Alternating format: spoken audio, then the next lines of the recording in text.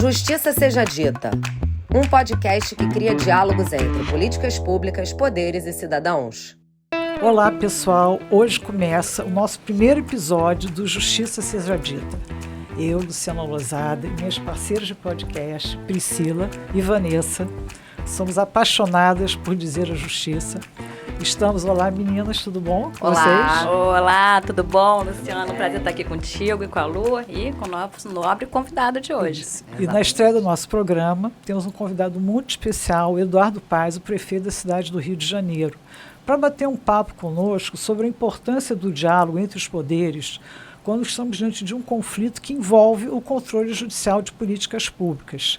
Seja muito bem-vindo, prefeito. É um prazer enorme recebê-lo aqui. Obrigado, prazer enorme estar aqui, doutora Luciana, né? Eu chamo de doutora Luciana, Priscila, Vanessa. Primeiro, uma honra, né, poder participar desse primeiro episódio do Justiça Seja Dita, acreditando que ela seja feita também.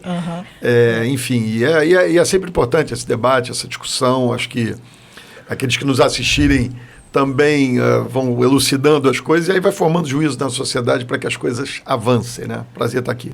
É um prazer imenso nosso, porque nada como contar com a sua presença, que tem larga experiência na administração pública, para discutir esse tema que é tão polêmico, né?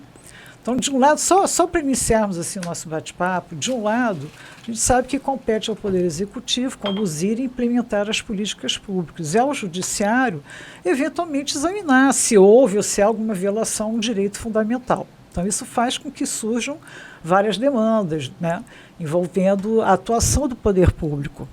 Isso é que pode, às vezes, criar uma tensão entre os poderes. Até onde o juiz pode ir? Quais são os limites de atuação do Poder Judiciário? Essa é a questão que se coloca. Nem a gente pode desrespeitar, né, a competência privativa do Poder Executivo, nem podemos deixar o administrado à mercê de eventual violação, de eventual desvio na condução de uma política pública.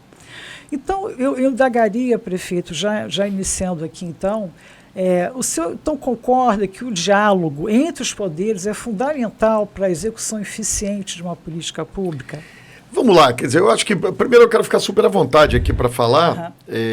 Eu acho assim, acho que a gente vive uma questão conjuntural, e aí eu entraria mais do debate estrutural. Mas no campo do conjuntural, quer dizer, a gente vive num momento em que a política perdeu muito da sua força e dos seus instrumentos, né?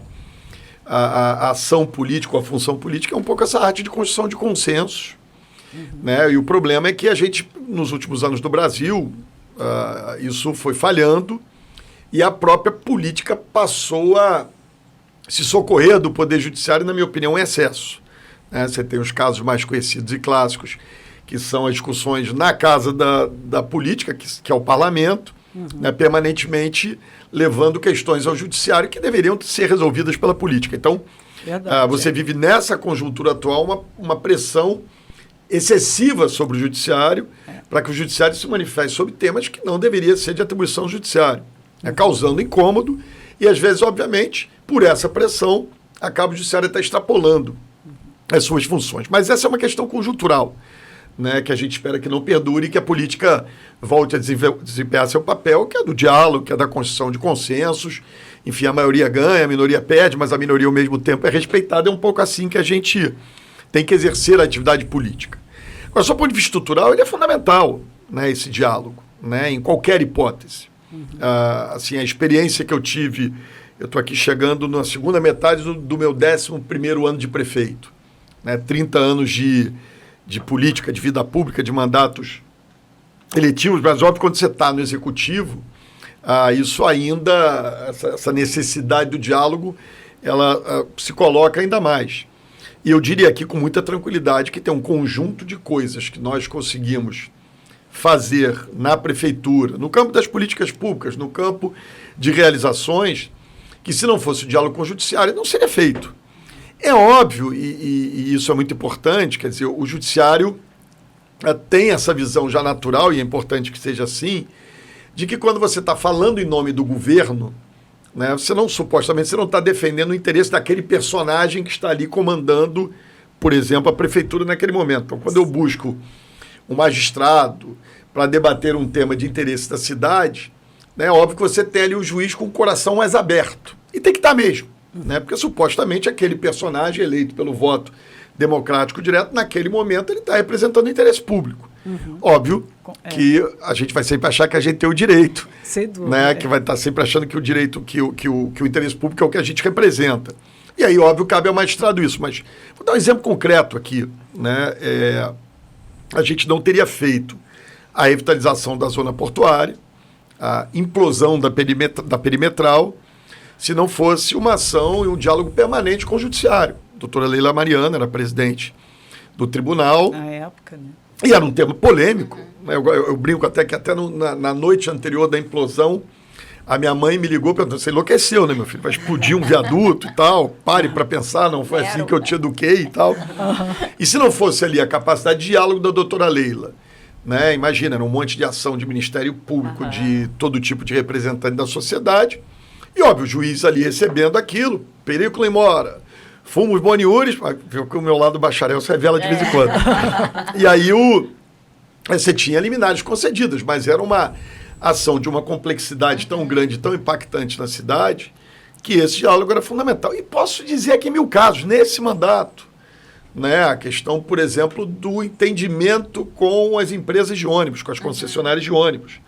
Né? Esse entendimento só foi possível, início de prática de subsídio, enfim, tira a bilhetagem de fulano, bota para ciclano, isso tudo só foi possível pela capacidade do judiciário de dialogar. Então é fundamental isso, é muito importante que aconteça. Por que a gente quis trazer esse assunto?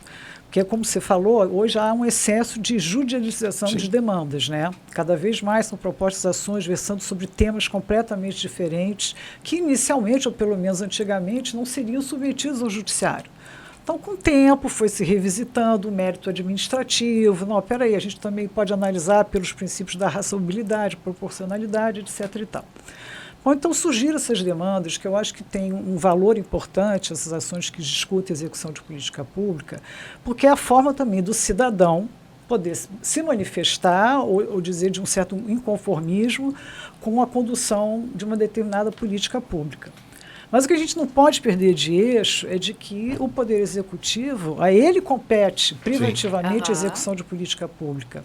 Então, o que hoje a doutrina defende, né, as pessoas que estudam muito esse assunto, dentre as quais eu, que é um assunto que eu estudei bastante, você não pode conduzir um processo judicial nessas situações de conflito que envolva execução de política pública sem o diálogo. E por quê? É que a doutrina diz o seguinte, não é uma falha pontual, não é uma falha pretérita, não é um fato estático, é um fato dinâmico, é uma atividade administrativa que está sempre se movimentando. E na hora que às vezes a gente mexe, é por isso que a gente fala de um autor americano que usa uma metáfora que ele diz que é uma teia de aranha. Né? Então, você tem vários centros de atuação e de tensão. Se você mexe num fio de tensão sem examinar os outros que estão ligados àquele, você pode realmente trazer um prejuízo à atividade administrativa. Te dar um exemplo aqui, né? Falando mais uma vez com liberdade, sem querer gerar nenhum tipo de desconforto aqui com o Poder Judiciário. Mas, em diversos momentos, por exemplo, no sistema democrático, representativo que a gente vive, né, a pessoa eleita para estabelecer um conjunto de prioridades, partindo da premissa de que nunca, mesmo nas economias mais desenvolvidas, nos países mais ricos, você não vai ter dinheiro para tudo aquilo que tem que ser feito. Com o orçamento já pré-determinado. É isso. Então, volta e meia, você olha... Quem executa o orçamento é o executivo. E às vezes herdado do governo anterior. Também. Eu vou até aqui para fugir dessa história do governo anterior, mas vamos dizer, você definiu ali uma política pública dentro daquela sua limitação orçamentária. Exatamente. Né? E lá o texto constitucional, a legislação, determina que você tenha que ser daquele jeito. Né? Vou dar um exemplo. Sei lá, você tem que ter um conjunto de centros de pessoa, de atendimento psicossocial, X por um número X de pessoas. Né? E aí, às vezes, o orçamento não é suficiente, porque você prioriza outra política com a qual, durante o processo democrático, representativo, você estabeleceu aquela prioridade, foi eleito a partir daquela prioridade. Então, muitas vezes, tem algumas medidas que a gente vê que é tipo, olha, faça tal passarela sobre a Avenida Brasil, né? Obrigação de fazer. Óbvio que é importante, né? Eu adoraria fazer todas as passarelas necessárias da cidade, asfaltar todas as ruas que têm que ser asfaltadas, botar todas as escolas de tempo integral, mas no fim do dia, né, é óbvio que aquele magistrado, por mais que ele esteja ali olhando um preceito constitucional, um direito daquela pessoa de ter a passarela, de ter aquilo, mas ele nunca vai ter compreensão do todo. É uma visão do todo do seu ponto de vista orçamentário. Então, esse é um desafio. Mas a caneta do judiciário é aquela que canta forte. Ordem de juiz, cumpre, isso não se discute. Né? Então, eu acho que esse é sempre a atenção que tem que se ter. Né? Ó, legal, tem que fazer aquela passarela, estou falando aqui de uma coisa simples, mas será que aquela passarela, sob o ponto de vista, inclusive de índice de atropelamentos da cidade, é a mais importante? Tem dinheiro para construir 2, precisa de 5. A administração pública tomou a decisão a partir da sua realidade que as 2 mais importantes são aquelas lá no quilômetro 12 e no quilômetro 18. E ao judiciário diz, não, construa do quilômetro 15. Né? Então, acho que aí é que a gente... É por isso que é importante... Que é importante o diálogo. Exatamente, porque a gente não tem essa visão, né, macro da administração pública, nem tem da que distribuição ter, né? de recursos. Mas uma questão que eu acho interessante, quando às vezes tem um processo judicial sobre esse tema... Porque antigamente o Estado, o município, na sua defesa, olha, não temos recursos públicos para tomar tal providência. Né? Então, o que se permitiu com esses processos? Que a gente discuta a reserva do possível objetivamente. Vou trazer um exemplo aqui. Algum tempo atrás, o Estado tinha dificuldade de fazer o repasse do percentual de 12% para a saúde. Né? Foi assim que nós nos conhecemos. Eu era procuradora-chefe da saúde. Então, ele fazia um repasse com um valor menor. Bom, marquei, então, uma audiência exatamente com a participação do governador, secretários, tal e tal, e eles trouxeram nessa reunião, né, os motivos pelos quais eles não tinham recursos suficientes. Olha, não temos, teve queda do ICMS, nós temos que fazer aporte do Tesouro para pagar a folha, etc. e tal. Se for imposto, nesse momento, o percentual de 12%, a gente não vai conseguir pagar o funcionalismo público. Então, chegamos ali a um acordo inicial e exigindo, obviamente, que ele apresentasse um plano para cumprimento dos 12%. Mas como aquela audiência foi importante? Primeiro porque, se eu concordo, prefeito, é um contraditório dinâmico. Está todo mundo sentado numa mesa, todo mundo fala, eu tirei minhas dúvidas, não é um contraditório que está ali no papel, na formalidade. Né? Então, o governador, né, da época quis participar e mostrar todas as dificuldades, tal e tal. Então, eu acho que a gente respeita com isso a competência do Poder Executivo, porque, como você disse, você pode chegar e falar assim, olha, eu não fiz obra nesse hospital, porque eu estou fazendo obra nesse hospital que é mais emergencial. Então, infelizmente, eu não tenho... Então, tá bom, então quando vai ser possível, então, começar essa obra? Né? Então, tem uma relevância as ações, porque, de alguma forma, coloca em xeque... Cutucam, né? Cutucam, estimula a atuação do poder público. Porque, olha bem o que acontece, assim, não sei se você também concorda com isso, por exemplo, nessa questão da saúde. Então, não se passava o percentual, tal e tal. Como é que isso, para o cidadão, fica estranho? Não, mas espera aí, tem uma obra ali acontecendo, mas o hospital não está funcionando. Ué, mas então tem um embelezamento de uma praça, exemplos primários, mas, poxa, eu não estou recebendo, a saúde não recebe os 12% e saúde é um direito mais do que fundamental. Então, a compreensão do que é a administração pública, aí, bom, o Estado demorava para apresentar esse plano e tal, aí sim, eu tive que proferir uma decisão, a gente saiu daquele campo de negociação. Tipo, esteja preso? Não chegamos a tanto. Mas eu disse o seguinte, olha, fica proibido as novas contratações enquanto não houver o repasse, porque isso o processo já estava tramitando há um ano e pouco e não se cumpriu os 12%. Por quê? Porque não é razoável para o cidadão que não conhece a administração e esse dinamismo, essa complexidade, não, mas peraí, você está fazendo obra tal e tal, como é que a gente não consegue cumprir os 12%? Mas aí que são os fios de tensão, que eu menciono isso. Veja bem, se ele não paga o funcionalismo público, né, você também gera uma demanda de saúde, né, porque as pessoas não vão receber, vão ficar estressadas, tal e tal. Se você deixa de pagar uma obra, aquela empresa deixa de pagar os funcionários que, por sua vez, deixam de prover a sua própria subsistência. Então, são os fios de tensão. Eu mesmo, como juíza, eu fui me dando conta. E é por isso que eu acho importante para a gente saber qual o impacto. Mas é de novo que eu chamo a atenção para o poder do judiciário. Né? Porque assim, quando você fala do Ministério Público, da imprensa, né? Assim, é óbvio que eu adoraria que não me criticassem tanto, que o Ministério Público não movesse tantas ações, mas é da natureza, do papel deles. Mas, de novo, o judiciário é a palavra final. Né? Na hora do conflito, na hora do impasse, né? Aquela ordem vai ter que ser cumprida. Ou seja, a atitude do judiciário, a decisão que o judiciário toma, se ela for errada, ela vai ser muito mais danosa. Ela pode resolver um problema, mas pode ser muito mais danosa também do que a crítica da imprensa, do que uma ação impetrada pelo Ministério Público. Então, de novo, quer dizer, essa compreensão do todo. E eu acho que é um pouco isso que você disse aqui. A autoridade pública, no caso, tem que ter por parte do Poder Executivo esse desejo também do diálogo. Eu permanentemente pego o Procurador-Geral do município, uma figura muito querida de todos nós, o doutor Daniel Bucar, e a gente vai direto despachar com o juiz. Né?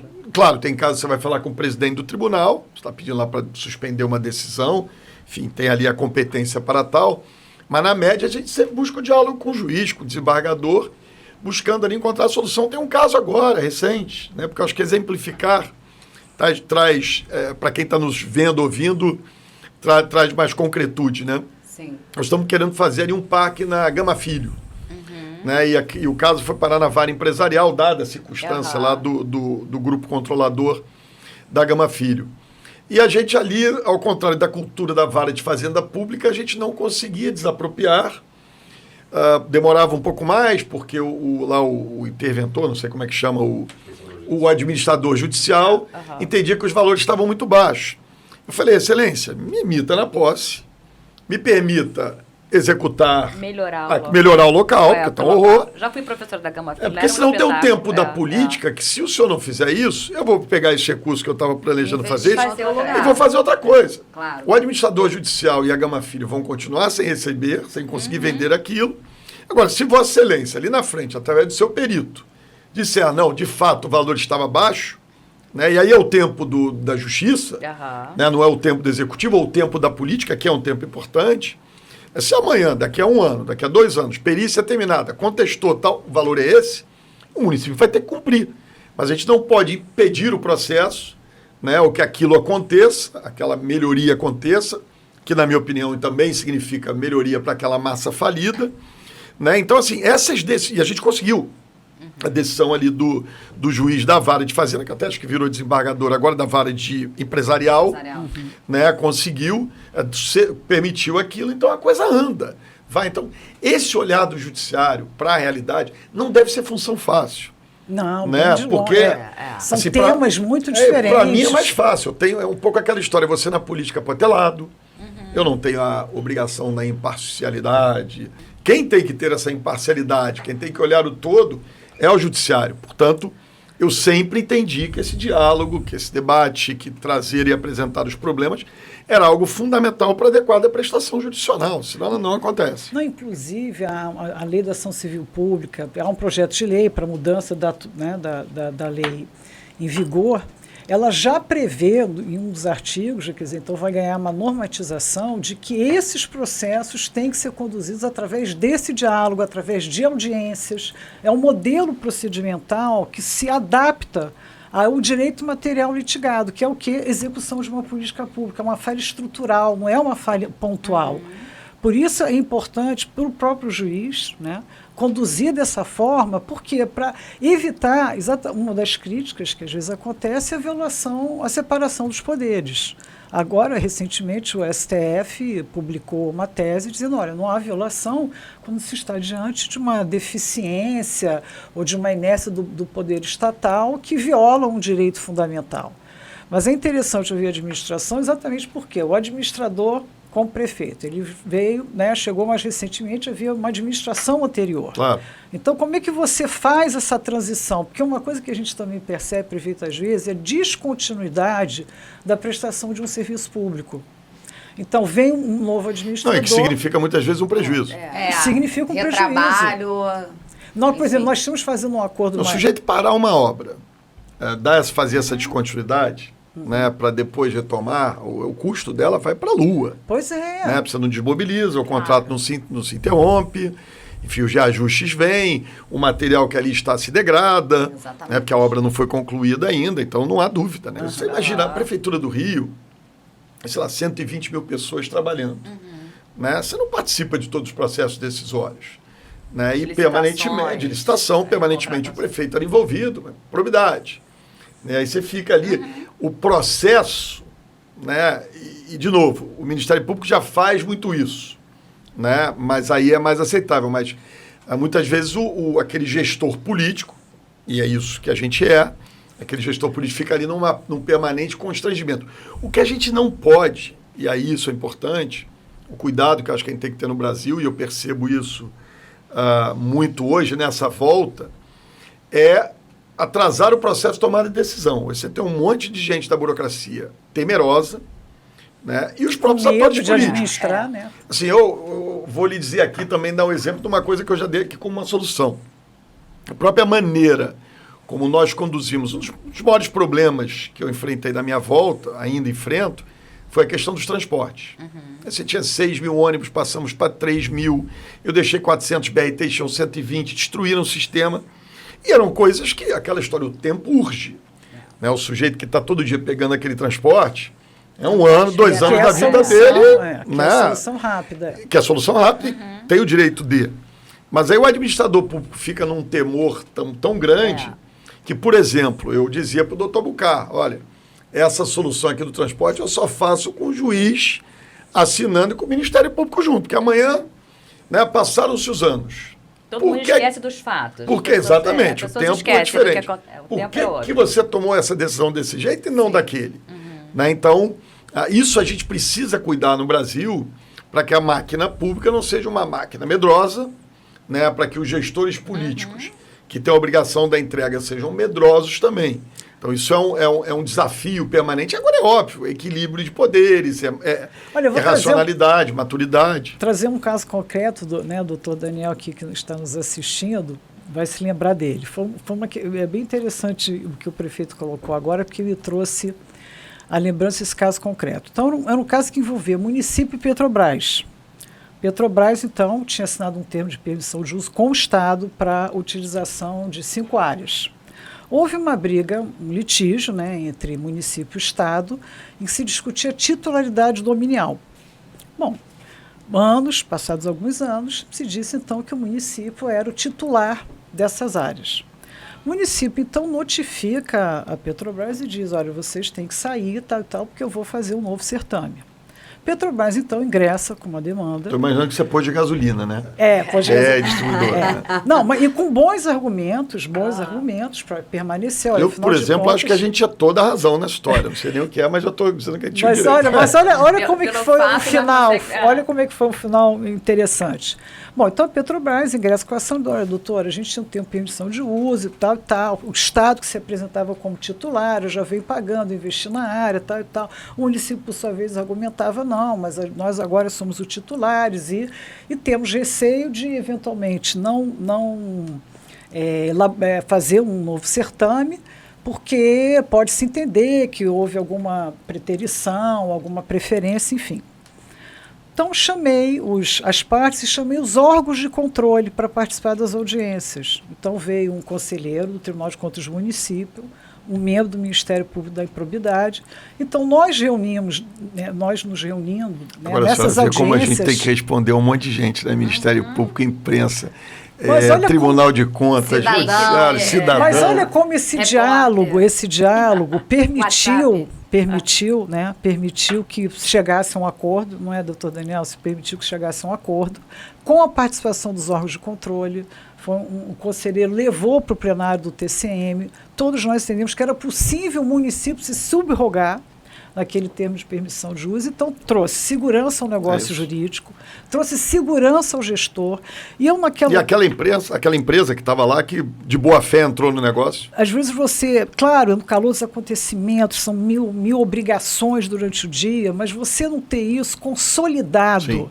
num procedimento administrativo, porque essa transparência É contraditória, transparência, boa-fé, não, tá bom, pode até... Isso é um defeito de nós políticos. Pois é, Não é aquela coisa, não deixar o histórico. E o secretário abriu o procedimento, houve então homologação judicial. E só isso nos salva no momento posterior, mas por que foi desse jeito e não daquele jeito? Né? Isso é uma coisa que assim, infelizmente você tem que passar por algumas experiências, tomar algumas cacetadas para ter muita clareza disso, né? Registre tudo. Isso, né?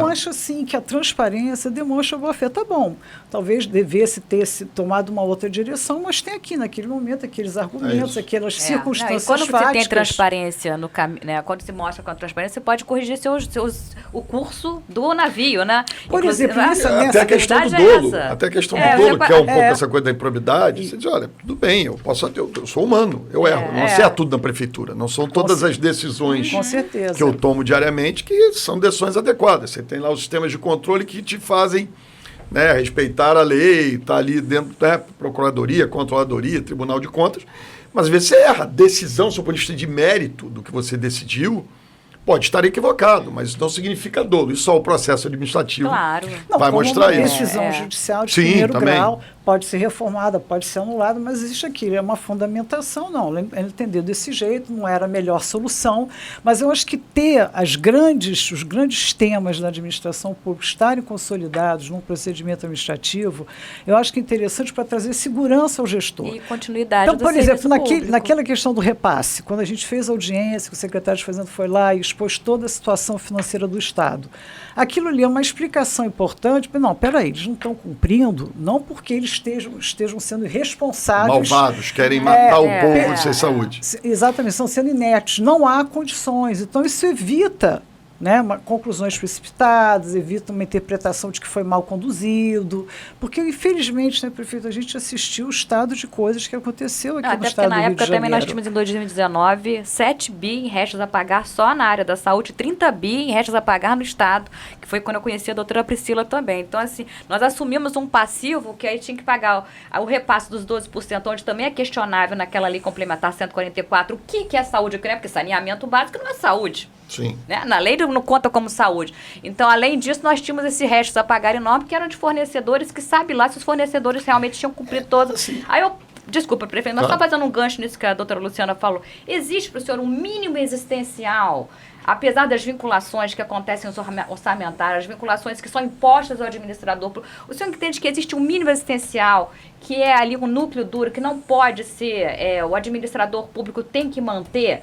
Assim, ou ele pode ser maleável, de acordo com as nossas conversas, de acordo com o diálogo que a gente faz com o Poder Judiciário? Assim, de novo, a própria classe política, né, porque o juiz está julgando em cima de algo que a classe política definiu. Você tem um mínimo constitucional no caso do Estado de 12%.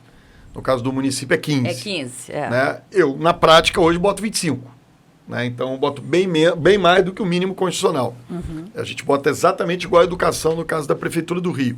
Mas aí é uma opção política, uma decisão política. Então, assim, a gente tem uma questão seguinte. A Prefeitura do Rio, ela tem uma máquina, uma estrutura de Estado, lato sensu, mais bem estruturada do que a do Estado. Né? Então, os sistemas, tradicionalmente, historicamente, funcionam melhor. Eu sei porque eu fui secretário de Estado e eu vi esse certo descontrole. Às vezes tem certas coisas que eu vejo sendo feitas no Estado que na prefeitura, mesmo que eu tivesse a vontade política de fazer, esses sistemas não me permitiriam fazer. Né? Então, isso é uma característica muito peculiar da prefeitura. Né? Não estou querendo politizar aqui. Claro. Né? Porque aqui foi Crivella, César Maia, Conde, Marcelo Alencar, eu, Saturnino Braga, enfim. Tem um monte de prefeito, é como vários governadores passaram no Estado. Mas é uma máquina, eu diria, mais organizada do que a máquina do governo do Estado. Agora, você tem sempre esse desafio, né? Como é que você estabelece essas prioridades? A política diz, agora, há um excesso no Brasil, na minha opinião, de vinculação de receitas. Né? Então, assim, você ter para os temas básicos, né? Saúde e educação, lá o percentual mínimo, né? Ok. Mas virou também uma coisa que você vai vinculando todos os recursos orçamentários. Né? Cada grupo de interesse quer vincular os recursos para a sua área. Isso vai amarrando o orçamento de uma maneira tal... Vai engessando. Que é muito ruim. Né? Isso é um equívoco. Então, eu entendo, tanto que, aliás, vários de nós que pegaram a pandemia, uma das primeiras medidas quando teve a pandemia foi essa desvinculação de receitas orçamentárias, fundo disso. Crédito extraordinário. Todo mundo quer um fundo para chamar de seu. Eu ia trazer justamente a ideia do fundo, né? Porque você tem a conta geral, né, a do orçamento, e tem os fundos. Só que a burocracia para que o gestor público possa fazer aquele dinheiro que está no fundo funcionar é muito maior. Então, às vezes, ele acaba adotando o caminho mais simples, gente, que é a da conta geral. Eu tive outro dia conversando com o governador. De novo, a situação do Estado é muito mais complexa que a da Prefeitura, do ponto de vista financeiro e tal. O governador está me dizendo, eles têm lá 8 bilhões de reais, um Estado que tem dificuldade, que tem desafios, em fundos vinculados aos mais diferentes temas. Não estou dizendo que aqueles temas não tenham sua relevância, óbvio que devem ter. Meio ambiente, mas e o núcleo duro? Animais, crianças, idosos, todo mundo tem importância, habitação, saúde, transporte, claro que tudo tem. Mas assim, você está ali num momento, aí você tem uma circunstância, o Estado não está pagando o seu servidor, vamos dizer, não é o caso agora, graças a Deus voltou a pagar, enfim, dá reajuste, mas vida como ela é, tem momento. Esse é aquele 8 bilhões que está preso lá. É mais importante para aquelas vinculações ou para resolver o geral? Então, assim, eu acho, voltando aqui à sua pergunta, que há um excesso de vinculações, mas o curioso, quem vincula não é o judiciário. Quem vincula é a política. A política é que manda a lei para o parlamento e o parlamento vai lá e vincula. Então, perceba, né?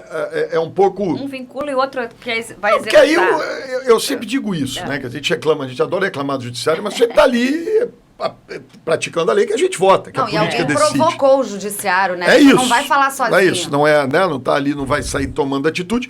E, de novo, são legislações aprovadas. Então, às vezes, falta coragem política, esse que eu busco ter, né? Falta coragem política de discutir alguns desses temas. Então, não é admissível, por mais fofo que seja, por mais politicamente correto que seja, que você faça tanta vinculação de recursos. Nos grandes temas, na definição de políticas públicas, né? Porque, de novo, a responsabilidade do cara do Ministério Público, do repórter, do judiciário, né? O judiciário, de novo, aqui pesa muito mais, mas ela não é de estar olhando o todo. A responsabilidade do chefe do executivo ou do poder executivo é olhar o todo, estabelecer a política pública. Tem uma visão geral da administração. Agora, na hora que você diz assim, olha, eu tenho que fazer investimento em infraestrutura, né? E aí eu estou trazendo o problema para o campo da política. Mas todo o dinheiro de obras de infraestrutura estão sendo gastos em 15 pontes menos importantes, mas que dão voto para aqueles deputados. E aquela pontezona que custava 15 vezes mais, né, que era uma só, mas que não dava voto para deputado nenhum, mas era boa para o Brasil, para o Estado, para o município, para aquela região, não vai sair porque a prioridade foi estabelecida lá. Então, a gente está vivendo um certo momento complexo, né, com essa coisa de emenda impositiva. Não estou nem falando de emenda secreta, essas coisas que surgiram nos últimos anos. Sim. Mas que modelo é esse que nós temos no Brasil? Ele hoje tem uma tendência, inclusive, a replicarem isso nos estados e nos municípios.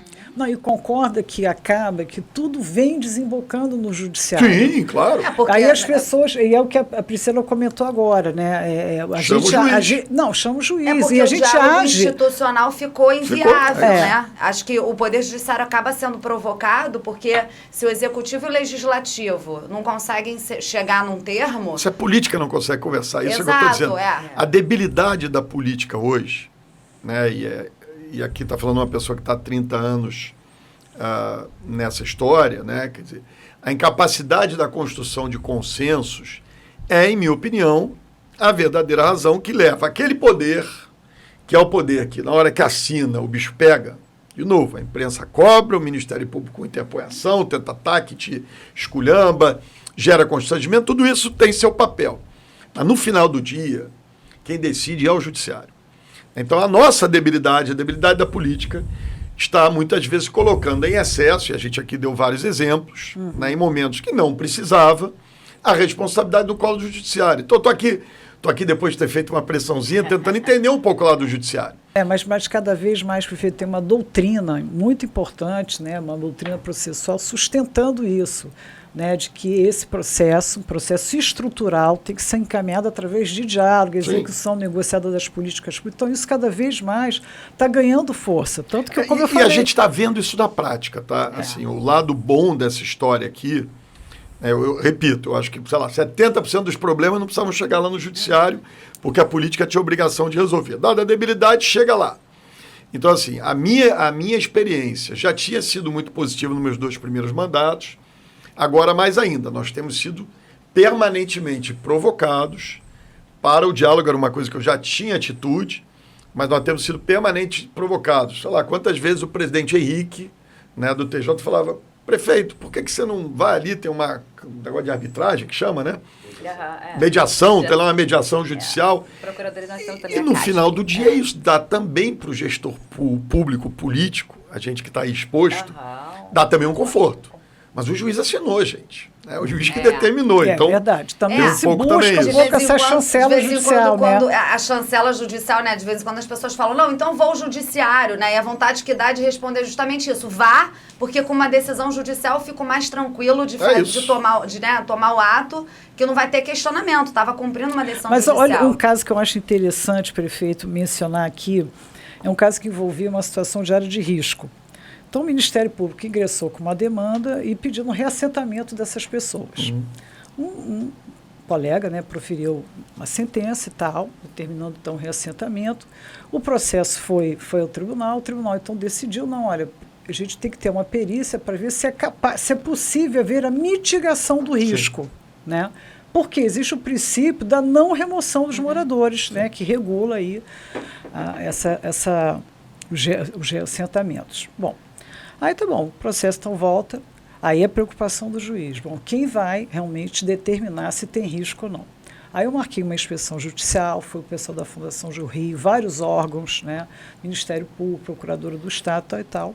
E o pessoal então da Fundação Gil Rio, que tem expertise na área, falou, não, olha, aqui é possível a colocação de uma barreira dinâmica para mitigar o risco. Aí foi muito interessante que o Ministério Público então modifica o pedido dele, pedindo então que fossem adotadas essas obras mitigando, né, o risco lá no local, tal e tal.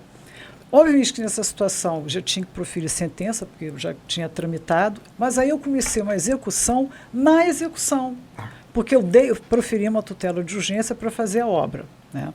Era uma obra. No final do dia você também fica lá responsável. Vai que cai uma chuva, as pessoas morrem, a juíza que não decidiu. Não, e era um valor que ficou dividido entre o Estado e o município, né? Não era um valor significativo em termos de orçamento. Foi recente, eu fiz a obra? Fiz a obra. Fez a obra. Não, fez a obra. Né? E olha que interessante, o Estado, no caso, desistiu de recorrer. O procurador do Estado desistiu de recorrer, então já está resolvido, foi resolvida a situação. Olha como se otimizou o tempo do processo. Posso trazer aqui um exemplo de uma coisa assim, do meu antecessor, mas eu não resisto a fazer, de algo que o não diálogo virou um transtorno na vida das pessoas. A Avenida Niemeyer, já que a senhora falou de obras de contenção.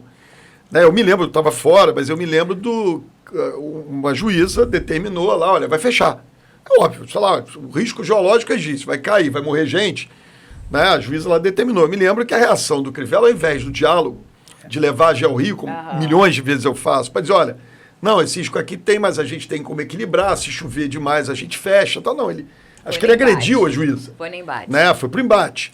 Foi óbvio, né? Aí o tribunal... Personalização, a gente está tendo uma personalização. Não, mas aí, assim, aí não foi... Bom, isso virou uma situação insustentável com aquela magistrada. Então vai dialogar no tribunal. Nem isso ele fez. Eu me lembro porque na época eu encontrei com alguns desembargadores que me diziam, eu falei, gente, a Niemeyer está um horror, está um desespero. Eu morava em São Conrado, não consigo sair, morava ali no Vilagem, não consigo sair de casa, está uma tragédia e tal. Mas era essa falta de diálogo. Então, porque não há, e no caso judiciário, como vocês têm as instâncias recursais, não há intransigência no mundo, não há burrice eventual de um magistrado, não há ignorância e tal, que justifique as coisas não serem resolvidas. Né? Porque essa racionalidade vai acontecer em algum momento, em alguma instância. É na segunda, é na terceira. Então, esse é um típico caso que a ausência de diálogo virou um transtorno para a vida da população, porque o judiciário diz, olha, se tem risco e a prefeitura não me prova que não tem, vou manter fechado. Ué, melhor do que a gente matar no peito aqui e morrer gente. Né? Vamos salvar a vida. A juíza conduziu muito bem, porque exatamente você tocou num ponto interessante, prefeito, porque quando o conflito se torna judicial, né? O papel ali do juiz, quem decide, é muito delicado, porque você tem ponderações dos dois lados, às vezes ponderações importantes. Sim. Você tem que, né? Então, imagina, se alguém chega a olhar um risco, e a juíza, no caso, decide, não, vamos liberar, e acontece, a responsabilidade dela, claro. é do judiciário. Claro. Não, e há um risco, ninguém chegou ali para testar que não havia risco nenhum. Então, eu acho assim, que esse diálogo... Mas se você levar os argumentos, né, o que eu faria numa situação dessa, como aliás eu faço permanentemente. Temos tal situação. Olha, não, isso aqui tem um risco. A gente está agora, estamos numa discussão dessa agora, né? Vamos em breve levar ao judiciário a própria reabertura da ciclovia da Niemeyer. Né? Eu entrei, falei, Bucar, tem duas opções, reconstruir ou implodir. Acho que algo que custou 50 milhões para os cofres públicos não faz sentido não ser implodido. Você teve problemas técnicos, tal, a responsabilidade política é minha, não tem jeito. Né? A questão da continuidade. É isso. Então, assim, a gente fez todos os estudos. Com a continuidade no próprio retorno. O prefeito realmente...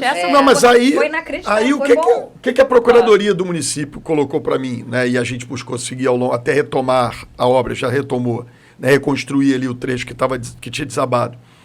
Não, ele falou, temos que ter muito estudo, muito elemento, vamos esgotar aqui todos os limites para que a gente possa chegar ao judiciário, até o Ministério Público, mas especialmente o judiciário, e dizer, olha, os riscos estão mitigados. Né? Risco de algo cair sempre tem, mas estão mitigados, tem um plano de contingência, né? E aí você consegue operar. Então, eu acho que esse fosse, assim, a minha experiência com o judiciário tem sido essa. Não estou dizendo que eu concordo com todas as decisões, meu limite de tratar bem, puxar o saco do judiciário aqui, óbvio, tem um limite também, tem muita coisa que eu reclamo, mas a experiência, toda vez que a gente leva argumento racional, seja na primeira instância, eventualmente derrotado, tendo a possibilidade de recorrer na segunda, para a terceira até a quarta, vai tudo parar aqui no Supremo também, não precisa ser matéria constitucional, né, a gente aprendeu que vou dar outro exemplo, que o ministro Fux conduziu, a questão da linha amarela.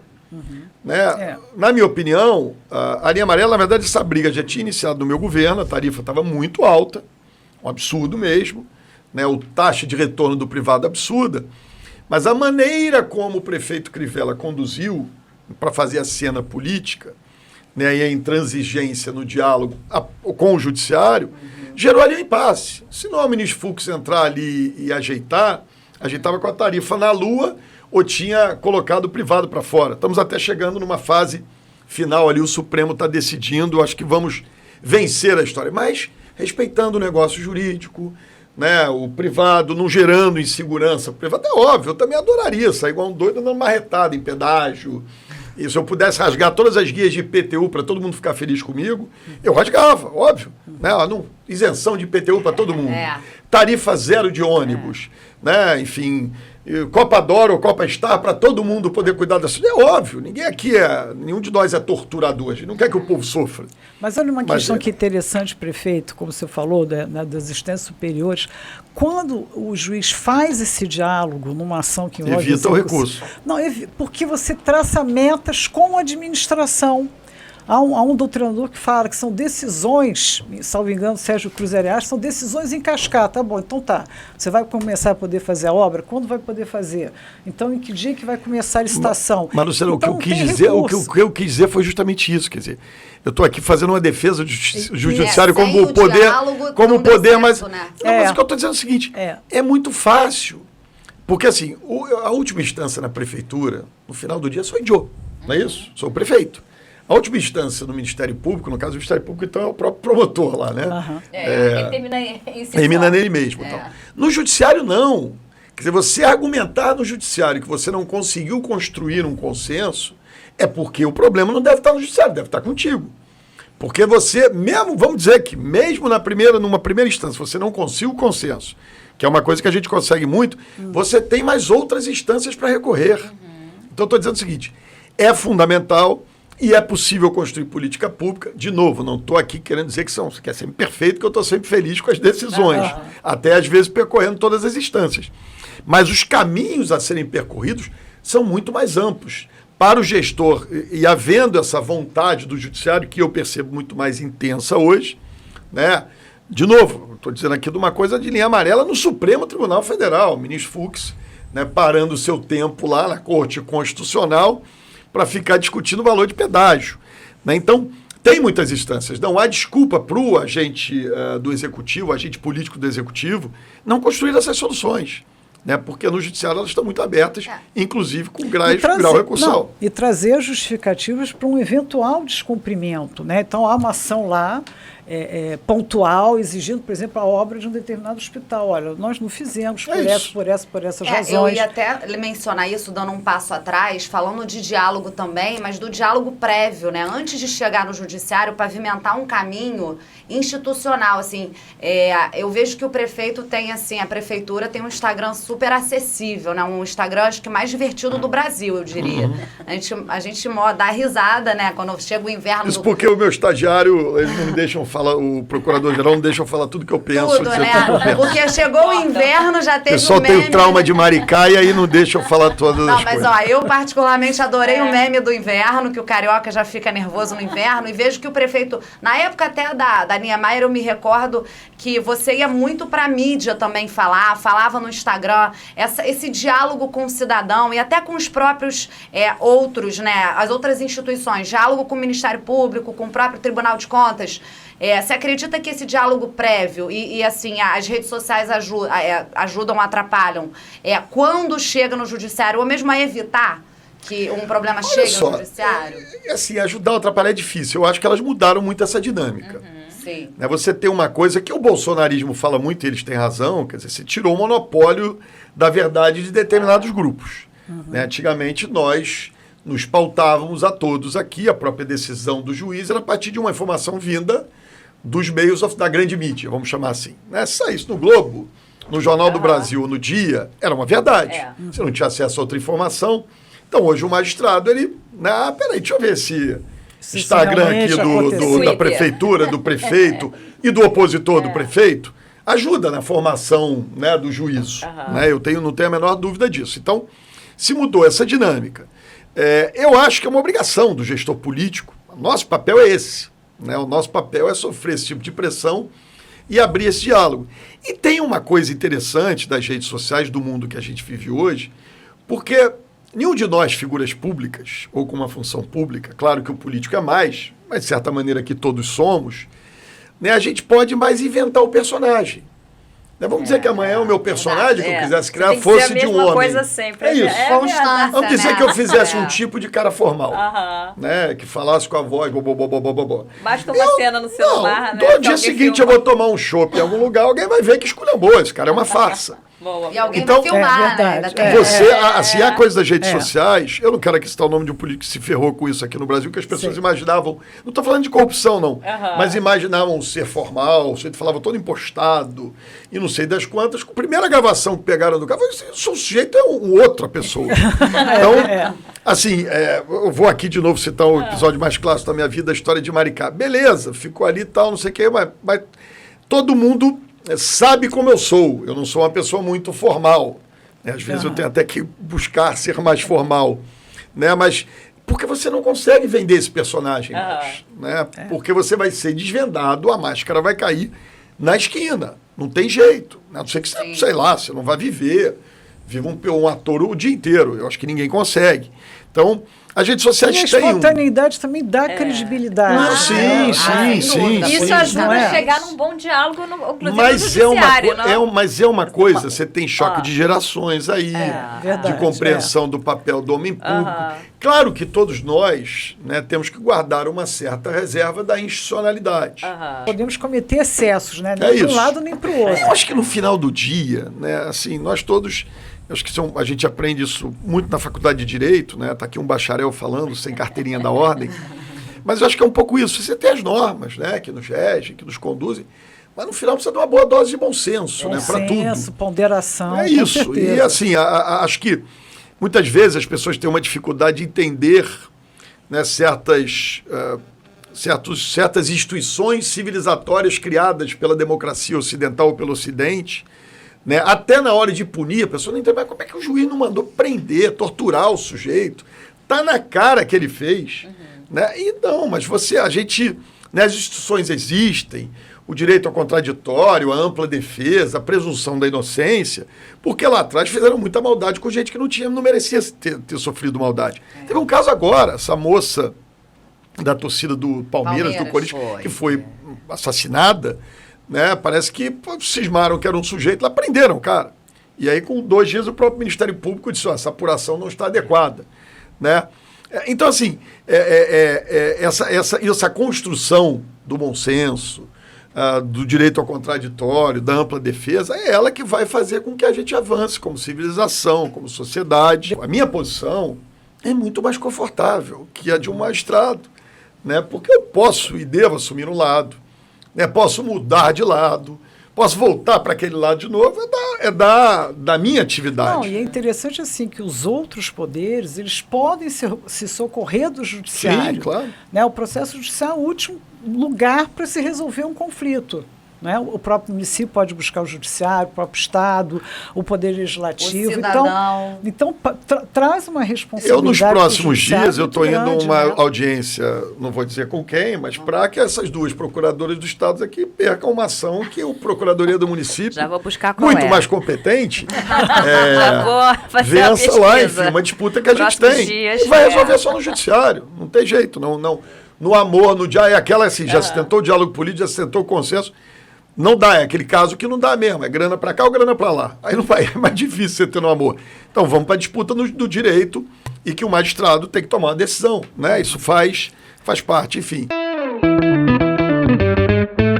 Curte o nosso canal, aperta o sininho para receber as notificações. A gente está nos tocadores mais famosos, no Deezer, no Spotify, no Google Podcast. Nosso primeiro episódio já é um sucesso. Eu tenho certeza que vocês vão adorar, como a gente está adorando aqui bater esse papo com o prefeito. Agradecer muito o convite, prazer participar aí do podcast de vocês. Enfim, outras vezes podem me chamar que eu venho com o maior prazer aqui falar com vocês. Vanessa e Luciana, considerações finais? Olha, nós agradecemos, né? Posso dizer isso em nome da Vanessa, a sua participação foi muito bom ter esse bate-papo, mostrar que é possível esse diálogo entre os poderes, que é possível a gente construir uma dialética mais democrática dentro do processo judicial para chegar a um resultado que vai ser bom para o quê? Para o cidadão.